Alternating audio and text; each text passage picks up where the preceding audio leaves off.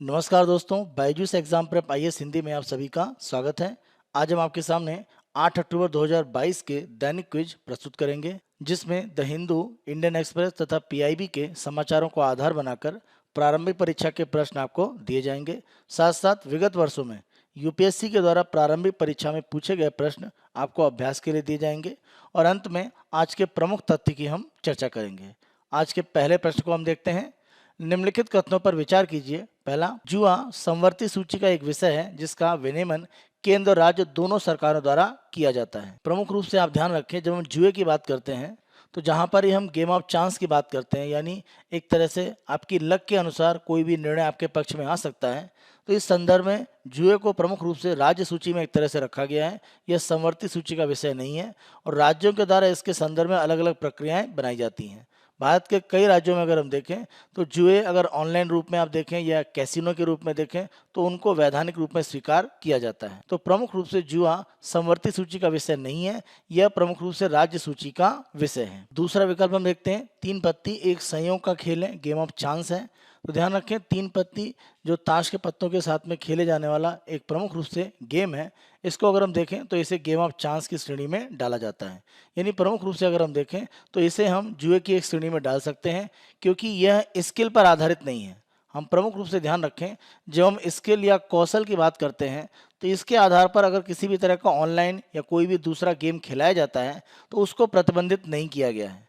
क्योंकि अगर हम देखें तो सुप्रीम कोर्ट और साथ साथ हाई कोर्ट के कई निर्णय में जब हम गेम ऑफ स्किल की बात करते हैं, कौशल के आधार पर किसी भी खेल की बात करते हैं, तो उस पर किसी भी तरह का प्रतिबंध नहीं है। लेकिन गेम ऑफ चांस की अगर हम बात करें तो यहाँ पर प्रतिबंध की स्थितियां बन सकती हैं। इस रूप में अगर हम देखें तो दूसरा कथन सत्य है, केवल दूसरा कथन सत्य है, इसीलिए हमारा उत्तर है बी, केवल दो सत्य है। यहाँ पर यह प्रश्न हमने आपसे इसलिए पूछा है क्योंकि तमिलनाडु में ऑनलाइन गेम और साथ साथ अगर हम ऑनलाइन गैम्बलिंग जुए की बात करें तो उसको प्रमुख रूप से प्रतिबंधित कर दिया गया है।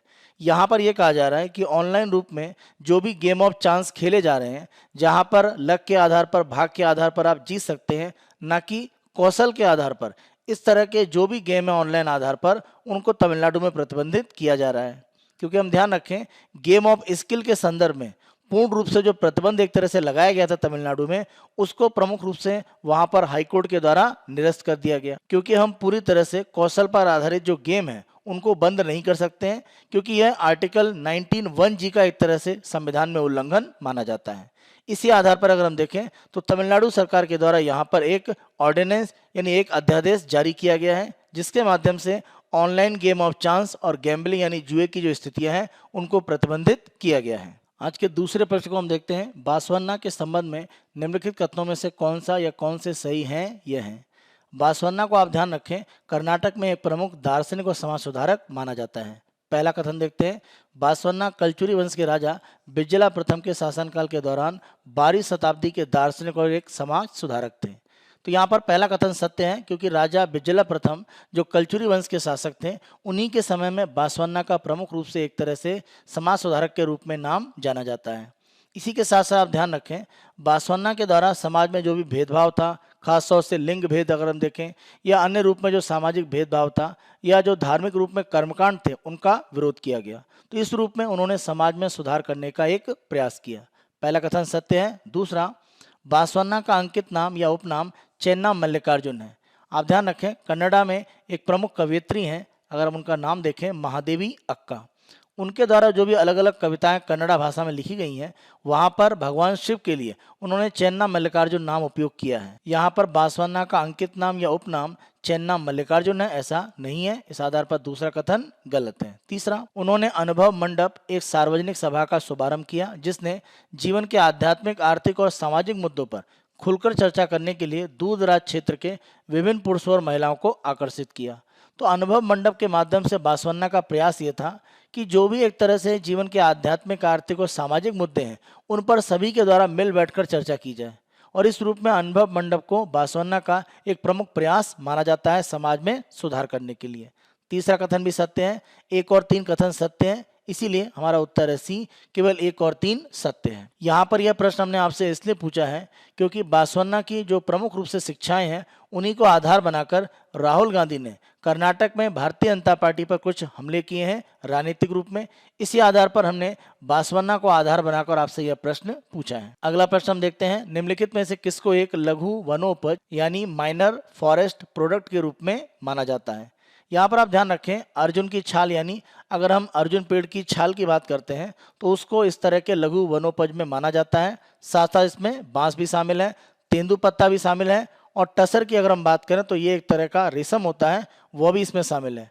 चंदन की अगर हम बात करें तो चंदन प्रमुख रूप से लकड़ी के रूप में अलग अलग तरीके से इसका उपयोग किया जाता है। जो भी जंगल में एक तरह से उत्पाद है जिनको लकड़ी के रूप में उपयोग किया जा सकता है या जिनको टिम्बर के रूप में उपयोग किया जा सकता है, जैसे मान लीजिए किसी भी तरह से उनका कोई फर्नीचर बन सकता है या अन्य प्रकार का उपयोग है, तो ऐसे जो लकड़ी के साधन रहते हैं उनको प्रमुख रूप से आप देखें लघु वनोपज में शामिल नहीं किया जाता है। इसीलिए हमारा उत्तर हो जाता है सी, 1, 2, 4 और 5। चंदन इसमें शामिल नहीं होगा। यह प्रश्न हमने आपसे इसलिए पूछा है क्योंकि आंध्र प्रदेश में अगर हम कोंडा रेड्डी जनजाति परिवारों की बात करें तो बांस से संबंधित अलग अलग जो एक तरह से उसकी पत्तियां या अन्य प्रकार के जो उत्पाद होते हैं उनका प्रमुख रूप से वो भोजन और अन्य रूप में उसका उपयोग करते हैं। बांस के अगर हम सबसे नर्म या सबसे सॉफ्ट भाग की बात करें जिसको सूट्स के नाम से हम जानते हैं, इनको सुखाकर कोंडा रेड्डी जनजातियां हैं उसको एक मानसून से लेकर अगले मानसून तक उपयोग करती हैं। तो इस रूप में आप देखें तो उनमें प्रमुख रूप से भोजन के लिए इसका उपयोग किया जाता है।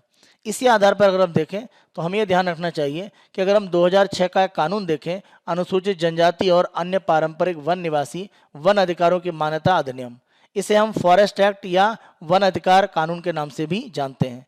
इसी कानून की अगर हम धारा 2(1) की बात करें तो उसमें अगर हम देखें तो लघु वनोपज यानी माइनर फॉरेस्ट प्रोडक्ट के संदर्भ में जानकारी दी गई है और इसमें स्पष्ट रूप से कहा गया है कि जब हम लघु वनोपज की बात करते हैं तो इसमें गैर लकड़ी एक तरह से वन उत्पाद शामिल होंगे। अब क्योंकि हमारा प्रश्न अगर आप देखें तो चंदन की लकड़ी का एक तरह से उपयोग होता है, इसीलिए उसको हमने लघु वनोपज में शामिल नहीं किया है। इसके साथ साथ बांस, बेंत, टसर यानी जो रेशम का एक प्रकार है, कोकून, इससे भी आप देखें तो रेशम की प्राप्ति होती है। शहद, मोम, लाख, तेंदु या जिसको केंदू का पत्ता भी कहा जाता है जो बीड़ी बनाने में सामान्य रूप में उपयोग किया जाता है। औषधि पौधे, जड़ी बूटियां, जड़ें और कंद, जैसे हमने यहाँ पर अर्जुन की छाल की बात करी, ये सभी प्रमुख रूप से जंगल में एक तरह से लघु वनोपज या माइनर फॉरेस्ट प्रोडक्ट के रूप में जाने जाते हैं। अगला प्रश्न हम देखते हैं, निम्नलिखित द्वीपों को उत्तर से दक्षिण की ओर व्यवस्थित कीजिए। Fiji, new Caledonia, Solomon island. प्रमुख रूप से अगर हम देखें तो इन द्वीपों को अगर हम यहाँ पर मैप में देखें तो उस आधार पर आसानी से आप इसका उत्तर प्राप्त कर सकते हैं। जब हम बात करते हैं सोलोमन आइलैंड की और साथ साथ हमें एक तरह से देखना है यहाँ पर फिजी और न्यू कैलेडोनिया। प्रश्न में हमें इन द्वीपों को उत्तर से दक्षिण की ओर एक तरह से लगाना है। इस आधार पर अगर हम देखें तो सबसे उत्तर में सोलोमन द्वीप, उसके बाद फिजी द्वीप और सबसे निचले यानी सबसे दक्षिण में अगर हम देखें तो न्यू कैलेडोनिया एक तरह से द्वीप पाया जाता है। तो इस रूप में अगर हम क्रम को देखें तो पहले स्थान पर आपका हो जाएगा 3, उसके बाद आपका नंबर आएगा 1, उसके बाद नंबर आपका आएगा 2, तो 3, 1, 2 यानी आपका उत्तर हो जाता है सी। यहाँ पर यह प्रश्न हमने आपसे इसलिए पूछा है क्योंकि अगर हम सोलोमन द्वीप के प्रधानमंत्री की बात करें तो उन्होंने इस बात का खंडन किया है कि यहाँ पर किसी भी तरह से चीनी सेना की उपस्थिति है, क्योंकि ऑस्ट्रेलिया ने इसके संदर्भ में चिंताएं व्यक्त की थी। दैनिक क्विज के दूसरे भाग में हम विगत वर्षों में यूपीएससी के द्वारा प्रारंभिक परीक्षा में पूछा गया प्रश्न आपको अभ्यास के लिए देते हैं। आज 2022 की प्रारंभिक परीक्षा में पूछा गया प्रश्न हम आपको अभ्यास के लिए दे रहे हैं। प्रश्न को देखते हैं। भारतीय इतिहास के संदर्भ में निम्नलिखित कथनों पर विचार कीजिए। पहला, भारत का पहला मंगोल आक्रमण जलालुद्दीन खिलजी के शासनकाल में हुआ था। ध्यान रखें, मंगोलों का जो पहला आक्रमण है भारत में वो 1221 में हुआ था। उस समय शासन था शमसुद्दीन इल्तुतमिश का। तो इस रूप में अगर हम देखें तो पहला कथन गलत हो जाता है। दूसरा, अलाउद्दीन खिलजी के शासनकाल के दौरान एक मंगोल आक्रमण दिल्ली तक आ पहुंचा और शहर को घेर लिया। अलाउद्दीन खिलजी के शासनकाल के दौरान ही आप देखें मंगोल आक्रमणकारी दिल्ली तक पहुंचे थे और माना जाता है कि ऐसी स्थिति बन गई थी कि अलाउद्दीन खिलजी को लगभग 2 महीने तक सीरी जो एक तरह से वहां पर फोर्ट था, जो सीरी वहां पर किला था दिल्ली में, वहां पर अपने आप को कैद करके रखना पड़ा। तो इस रूप में आप देखें दूसरा कथन यहाँ पर सही है। तीसरा, मोहम्मद बिन तुगलक मंगोलों से अपने राज्य के कुछ उत्तर पश्चिम भाग अस्थायी रूप से हार गया था। आप ध्यान रखें, तुगलक वंश के संदर्भ में प्रमुख रूप से जो हमले हुए उसमें मोहम्मद बिन तुगलक के समय में कुछ हिस्से को उन्होंने एक तरह से हारा हो, ऐसा नहीं था। तो तीसरा कथन भी यहाँ पर आपका गलत है, केवल दूसरा सत्य है। इस रूप में अगर आप देखें तो आपका उत्तर है बी, केवल 2 सत्य है। दैनिक क्विज के अंतिम भाग में हम आज के तथ्य की चर्चा करेंगे। यहाँ पर अगर हम 2 रासायनिक यौगिकों की बात करें तो उनके संदर्भ में आज हम चर्चा करेंगे डाइथिलीन ग्लाइकॉल और एथिलीन ग्लाइकॉल। ये प्रमुख रूप से आप देखें जो भी हमारी खांसी की एक तरह से सिरप होती है, कफ सिरप, उनमें प्रमुख रूप से यह पाया जाता है। और इसी के कारण आप देखें एक भारतीय कंपनी के द्वारा अफ्रीका के देश गाम्बिया में जो प्रमुख रूप से कफ सिरप का निर्यात किया गया है, उसका उपयोग करने से माना जा रहा है कि वहां पर लगभग 66 बच्चों की एक तरह से मृत्यु हो चुकी है। अब यह पूर्ण रूप से प्रमाणित नहीं है, लेकिन ये इसका एक बड़ा कारण माना जा रहा है। इसी आधार पर हम इसके संदर्भ में प्रमुख रूप से चर्चा करेंगे। हम प्रमुख रूप से ध्यान रखें, गाम्बिया की तरफ से यह बताया गया कि वहां पर जुलाई में इस तरह के मामले बच्चों में बढ़े, जहां पर प्रमुख रूप से किडनी को काफी एक तरह से हानि बच्चों को हो रही थी, जो बच्चे 4 महीने से लेकर 5 वर्ष की आयु सीमा में थे। और उस आधार पर उन्होंने जब जांच करी तो प्रमुख रूप से अगस्त में जो उनकी रिपोर्ट आई, उसमें एक तरह से माना गया कि इस तरह के कुछ प्रमाण थे। अगस्त में जो एक तरह से गाम्बिया में रिपोर्ट थी, उसी आधार पर गाम्बिया के द्वारा सितंबर में WHO को प्रमुख रूप से सूचना दी गई कि बुखार, खांसी और एलर्जी की जो सर्दी है, उसमें एक तरह से इलाज करने के लिए जिन 4 सिरप का उपयोग किया जा रहा है, उनकी सूचना एक तरह से WHO को दी गई और माना गया कि ये जो सिरप हैं, उनके आधार पर प्रमुख रूप से बच्चों को एक तरह से किडनी में हानि हो रही है और उनकी मृत्यु हुई है।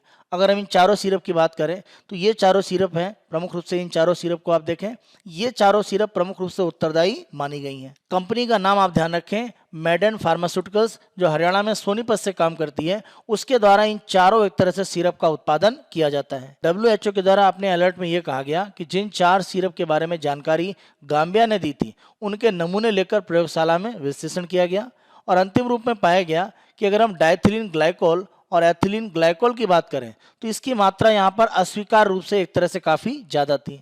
तो आप कह सकते हैं कि ये एक तरह से दूषित रूप में मात्रा इसकी काफ़ी ज़्यादा थी, जिसके कारण बच्चों की किडनी को हानि हो सकती है। हम ध्यान रखें, डाइथिलीन ग्लाइकॉल और एथिलीन ग्लाइकॉल दोनों ही रासायनिक संदूषक माने जाते हैं और इनका अलग अलग तरह के जो सिरप होते हैं उसमें उपयोग विलायक के रूप में किया जाता है। सिरप में अलग अलग जो भी रासायनिक यौगिक हैं, उनको एक तरह से मिलाने के लिए एक विलायक के रूप में इन दोनों रासायनिक यौगिकों का उपयोग किया जाता है। माना जाता है कि ये मनुष्यों के लिए विषाक्त हैं और उनके स्वास्थ्य पर इसका नकारात्मक प्रभाव पड़ता है, जैसे पेट में दर्द, उल्टी, दस्त, पेशाब करने में असमर्थता, सिर दर्द और बदली हुई मानसिक स्थिति जैसे परिणाम हो सकते हैं। माना जाता है कि इनके प्रयोग से बच्चों में गुर्दों की गंभीर एक तरह से बीमारी हो सकती है या उसको काफी नुकसान पहुंच सकता है। भारत में अगर आप देखें तो 2020 में जम्मू कश्मीर में डाइथिलीन ग्लाइकॉल के उच्च स्तर वाले जो सिरप हैं, उनका सेवन करने से 17 बच्चों की मृत्यु हो चुकी है।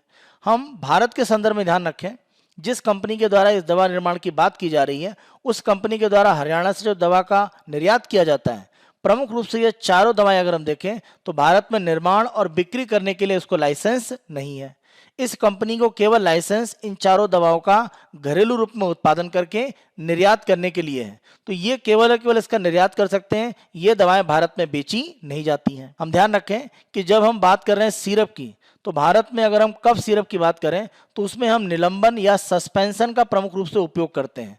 हम किसी भी तरह से सिरप या सॉल्यूशन का उपयोग नहीं करते हैं। तो दोनों में अंतर प्रमुख रूप से क्या है? जब हम सिरप की बात करते हैं या एक तरह से हम कह सकते हैं एक सॉल्यूशन की बात करते हैं, तो जो भी सक्रिय दवा घटक होता है, जिसको हम बोलते हैं active pharmaceutical ingredient API, syrup के संदर्भ में आप ध्यान रखें कि जो भी प्रमुख रूप से सक्रिय दवा घटक होते हैं वो पूरी तरह से इसमें घुलते नहीं हैं और उनके घुलने के लिए आपको एक तरह से एक विलायक की आवश्यकता रहती है। निलंबन में आप देखें इसकी आवश्यकता नहीं रहती है, क्योंकि जो भी एक तरह से आप कह सकते हैं कि यहाँ पर सक्रिय घटक होते हैं उनको इसमें तैरती हुई अवस्था में ही रखा जाता है। तो यहाँ पर आपको घोलने की जरूरत नहीं होती है। आपको निलंबन में आप देखें तरल आधार देने के लिए एक रासायनिक यौगिक की आवश्यकता पड़ती है, कार्बोक्सी मिथाइल सेलुलोज। और इसमें आप देखें तो जिन 2 संदूषकों की बात हो रही है वो उसमें पाए नहीं जाते हैं। लेकिन जैसे हम सिरप की बात करते हैं, यानी इस सॉल्यूशन की बात करें जो एक तरह से गाम्बिया में हानि पहुंचा रहा है, तो यहाँ पर आप देखें कि जो भी सक्रिय दवा घटक है, जैसे हमने पैरासीटामोल की बात करी, उसको इसमें घोलना पड़ेगा, क्योंकि पैरासीटामोल की अगर हम बात करें तो यह पानी में एक तरह से घुलता नहीं है। तो इसे घुलनशील बनाने के लिए हमें करना क्या पड़ेगा? हमें प्रमुख रूप से प्रोपिलीन ग्लाइकोल की आवश्यकता होती है। अब अगर हम प्रोपिलीन ग्लाइकोल की बात करें, जिसके माध्यम से पैरासीटामोल जैसे सक्रिय दवा के घटक घुले जा सकते हैं, उसके लिए आप देखें तो उद्योगों में इसका उत्पादन किया जाता है और साथ साथ दवा निर्माण के लिए भी इसका उत्पादन किया जाता है। लेकिन दवा निर्माण के लिए जो प्रोपिलीन ग्लाइकोल होता है वो थोड़ा महंगा होता है, इसीलिए कंपनियां अपनी लागत को बचाने के लिए उद्योगों में जो प्रोपिलीन ग्लाइकोल उपयोग किया जाता है उसका प्रयोग करते हैं। और जब भी इसका प्रयोग किया जाता है माना जाता है कि यहाँ पर प्रमुख रूप से संभावना रहती है कि ये डाइथिलीन ग्लाइकोल और एथिलीन ग्लाइकोल इसमें हो सकता है। तो अपनी लागत को कम करने के लिए जो भी कफ सिरप बनाने वाली कंपनियां हैं उनके द्वारा प्रमुख रूप से सक्रिय घटकों को एक तरह से घुलनशील बनाने के लिए जो प्रोपिलीन ग्लाइकोल उपयोग किया जाता है वो उद्योग वाला होता है। और ये कहीं ना कहीं खतरनाक होता है क्योंकि इनमें ये दोनों तत्व होते हैं जो किडनी को काफी हद तक नुकसान पहुंचा सकते हैं, जैसा गाम्बिया में एक तरह से मामला बना है। भारत के द्वारा प्रमुख रूप से इन 4 सिरप के माध्यम से अगर मृत्यु की एक तरह से स्थिति को WHO के द्वारा अंतिम रूप में सिद्ध कर दिया जाता है तो भारत कुछ कार्रवाई करने की स्थिति में आगे बढ़ेगा। वैसे ध्यान रखें ये मृत्यु भारत में नहीं हुई है, इसीलिए किसी तरह का आपराधिक मामला आगे बन पाएगा इसकी संभावनाएं कम है। इसी के साथ साथ ध्यान रखें भारत के द्वारा जो भी दवा निर्यात की जाती है उस निर्यात होने वाली दवा का जब किसी भी देश में उपयोग हो रहा है तो उसकी जांच करना उस देश की जिम्मेदारी है, क्योंकि भारत जो निर्यात कर रहा है अगर हम सभी निर्यातों की जांच करेंगे तो ये हमारे निर्यात की स्थिति को कमजोर करता है। तो इस रूप में गाम्बिया जैसे देश या किसी भी देश में हम अगर दवाओं का निर्यात करते हैं तो उनका उत्तरदायित्व भी काफी हद तक बनता है। इस रूप में जो भी अंतिम रिपोर्ट आती है WHO की उसके आधार पर आप देखें तो भारत के द्वारा कुछ कार्रवाई करने की संभावना है। यह हमारा 8 अक्टूबर 2022 का दैनिक क्विज है। आने वाले दिनों में अन्य दिनों के दैनिक क्विज हम आपको इसी तरह से उपलब्ध कराते रहेंगे। बायजूस एग्जाम पर IAS हिंदी को आप बहुत अधिक पसंद कर रहे हैं, अधिक से अधिक संख्या में लाइक करें, शेयर करें और आपने अभी तक हमारे YouTube चैनल को सब्सक्राइब नहीं करा है तो आज ही हमारे YouTube चैनल को सब्सक्राइब करें। धन्यवाद।